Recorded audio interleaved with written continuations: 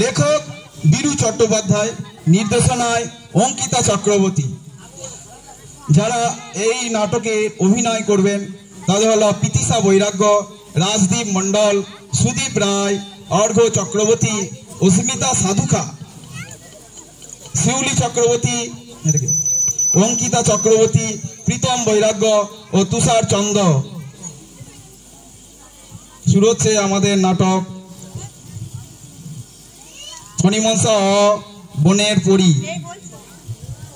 গভীর বন, তার ভিতর ছোট্ট একটা ফণিমনসা গাছ। গাছটির মনে কিন্তু এক ফোঁটাও শান্তি নেই। আশেপাশে গাছেদের সুন্দর সুন্দর পাতা সে যতই দেখে রাগে দুঃখে তার মন ইরিট করে ওঠে। আর সে সবসময় ভাবে তার কেন এই বিতিকিচ্ছিরি পাতা, আবার কেঁদে কেঁদে আফসোসও করে। এমন বরাত, পাতা সব জেনরে করাত, সরাত সরাত শব্দের জ্বালা ধরে। উফ, বর্ষার ফলক খোঁজা দেয় রক্তের ঝলক। পলক পলক মনটা কেমন করে। হাই গো বনের পরী, তোমায় নিয়ত স্মরণ করি, করুণা করো বাচ্চা গাছের ওপর।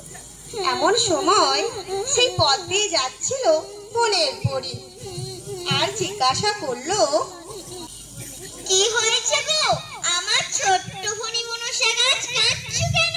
তুমি এসেছো বনের পরী, তোমার পায়ে আমার এই বিতিকিচ্ছিরি পাতাগুলি তুমি পাল্টে দাও। পাতা পাল্টাতে চাও? বেশ, তুমি কি রকম পাতা চাও? তুমি আমায় খুব সুন্দর সোনার পাতা করে দাও। সোনার পাতা? বেশ, তাই হোক।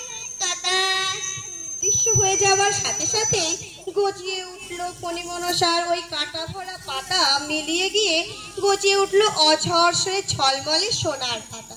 বাচ্চা গাছটি তো মহা খুশি, আনন্দে ডগমগ করছে।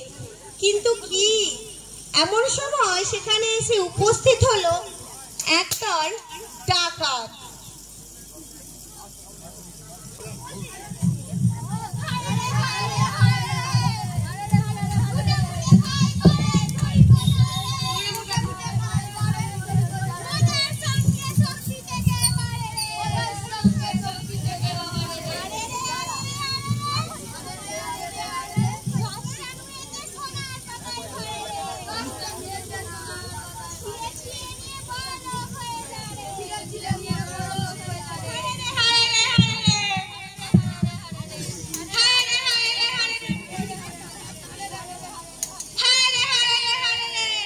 বলতে দেরি আছে, কিন্তু নিতে দেরি নেই।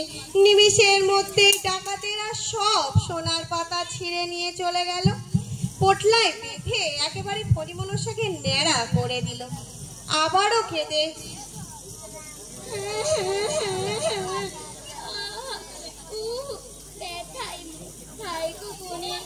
তোমায় আবারও স্মরণ করি, করুণা করে বাঁচাও এসে।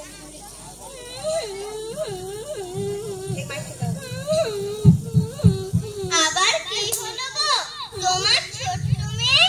দেখো দেখো বনের পরীতে, দেখো ডাকাত দল আমার কি হাল করে রেখে গেছে।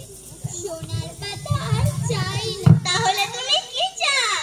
তুমি আমায় কাচের পাতা দাও। কাচের পাতা? বেশ, তাই হোক। বনের পরী অদৃশ্য হবার সঙ্গে সঙ্গে ছোট ছোট কাচের পাতা ছলবলিয়ে উঠল ফণিমনসার সারা অঙ্গে। রামধনুর রং ঝিকিমিকি করতে লাগলো। মৃদুবন্ধে বাতাস লেগে সুমধুর সুং টুং টাং শব্দ করতে লাগলো। কিন্তু কি সর্বনাশ, এদিকে যে এক ঝড় আসছে।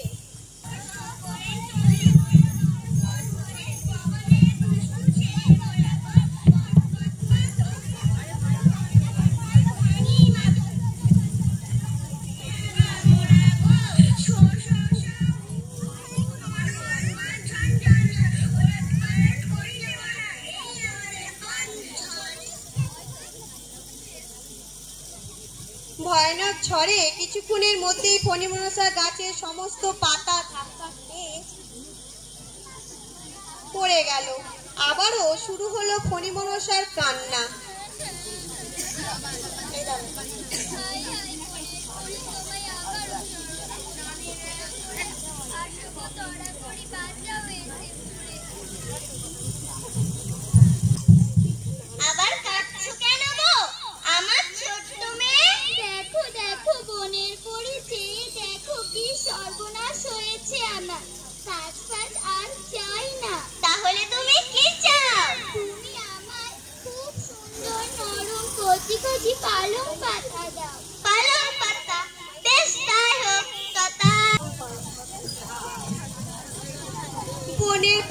অদৃশ্য হবার সাথে সাথে গজিয়ে উঠল কচি কচি নরম সবুজ পাতা।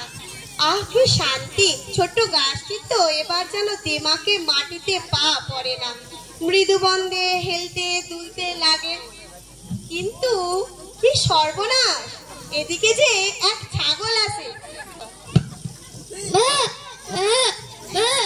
যা কিছু পাইছি বিয়ে দেখার ঘুরে বেড়াবে গান গেয়ে গো, মোর কাছে সব লাগে মিষ্টি, ভগবানের বেবাক সৃষ্টি।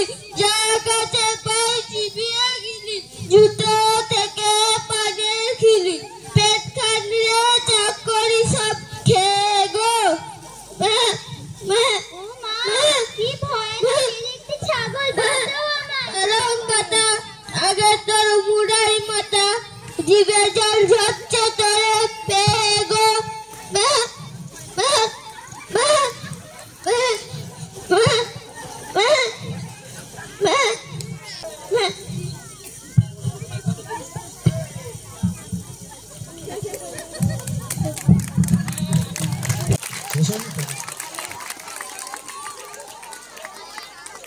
তারপর কিছুক্ষণের মধ্যেই ছাগল কচি কচি পালং পাতা খেয়ে চলে গেল।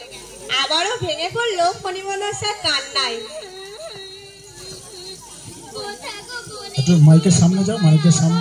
স্মরণ করি, করুণা করে বাচ্চাও এসে মরে, ঘাট হয়েছে কানে ধরি, করুণা করে বাচ্চাও এসে মরে। শোনো গো আমার ছোট্ট মেয়ে, আমি কাছ থেকে সব সচক্ষে দেখেছি। নিজের অবস্থা আর নিজের চেহারা নিয়ে যে সন্তুষ্ট না থাকে, তার তোমার মতোই দুর্দশায়। বুঝলে শিক্ষা কিছু হয়েছে কি? হ্যাঁ হ্যাঁ বোনের পড়ি, আমার খুব শিক্ষা হয়েছে। এবার বলো তুমি কি চাও?